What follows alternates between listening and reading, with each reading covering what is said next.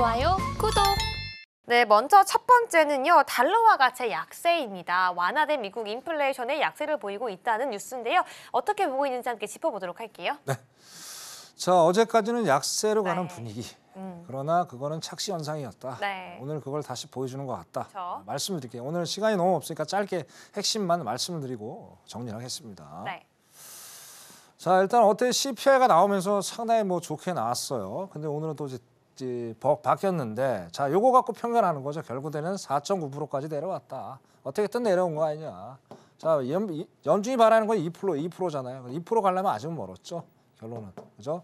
네, 이거 가지고 내려왔다. 근데 근원은 여전히 0.3 동일하게 나왔다. 이걸 보면서 저는 아니다. 라고 말씀을 드렸고, 자, 이걸 우리가 역으로 생각을 할 필요가 있어요. 자, 그러니까 9.1이었었죠, 이때. 9.1이었는데 4.9까지, 야, 60%까지 내려온 거예요, 60%. 아주 좋죠.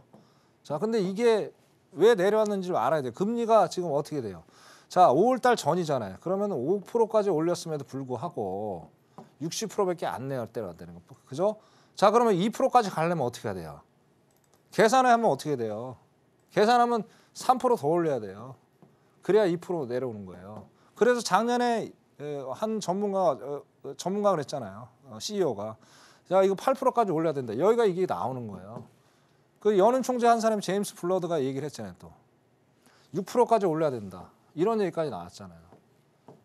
데이터 보고 연준은 파월은 얘기를 한다고 그랬잖아요. 그죠? 이게 데이터가 나오잖아요. 이게 어떻게 인플레 꺾었다고 얘기를 합니까? 안 꺾였어요. 5%로 올렸음에도 이거밖에 안 내려왔다는 거예요. 그래서 결국엔 착시 현상이다. 1차로 말씀했고, 그래서 달러는 약세가 안 된다. 1차적인 요인을 말씀드렸고, 자, 두 번째로, 자, CDS 프리미엄. 자, CDS 프리미엄 제가 몇 번 말씀드렸어요. 자, 국가가 어떤 부도 났을 때 대신 갚아주는 상품, 파생 상품이 4% CDS 프리미엄이에요. 자, 1년치가 있고 5년치가 있어요. 1년치가 제일 심각하죠. 5년치는 아직 먼 얘기니까. 자, 1년치가 지금 계속 올라가고 있다는 거예요. 그죠? 제가 아까 오전에 캡처에 조금 내려왔는데 지금 또 올라갔을 겁니다. 이게 뭐예요? 부채죠, 부채. 자, 결국엔 바이든하고 4명하고 모여서 회의를 했는데 뭐 잘 안 끝났죠. 좋은 결과 안 나왔죠. 자, 공화당도 뭐 아무 좋은 얘기 없었다. 근데 바이든은 건설적 얘기가 있었다 하는데, 자, 결국엔 12일로 연장이 됐어요. 자, 그때 우리나라 또 토요일이죠. 자, 일단 원만한 해결이 되리라고 저는 예상을 합니다. 왜?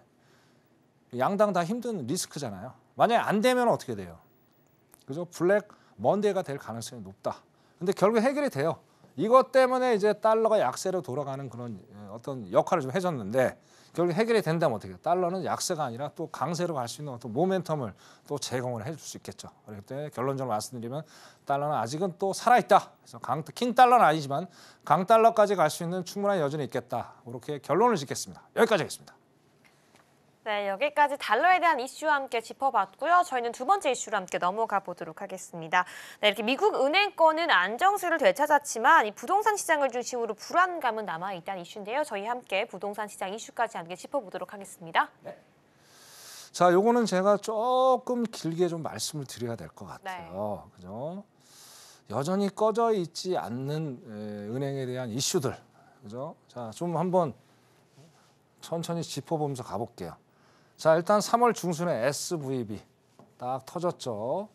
그 다음에 이제 시그니처 터지고, 자, 그 다음에 퍼스트 리퍼블릭까지 터졌어요. 참 희한하게 다 터졌어요. 그리고 뭐 CS 뭐 등등 도이치뱅크도 문제가 있겠지만, 자, 어떻게든 발빠른 정부의 중앙 정부의 조치로 인해서 일단락이 됐어요. 정말 2008년도와 다르게 빨리빨리 대처해가지고 일단 불은 껐다. 불은 껐는데 완전히 끄지 못한 거죠. 왜? 불씨가 남아있어요. 그게 지금 문제가 심각하다는 거예요. 자, 그게 바로 뭐냐, 오른쪽에서 이제 나오는 거예요. 지금 이제 미국 기사인데 제가 오늘 캡처 받은 거예요. 자, 여기서 염려하는 게 190개 은행이 연쇄 부도날 가능성이 높다는 얘기를 하고 있는 거예요. 자, 이게 무슨 얘기냐? 이거 상업 부동산하고 이제 관련이 있다는 거예요. 상업용 부동산. 자, 파월도 몇 번 얘기를 했죠.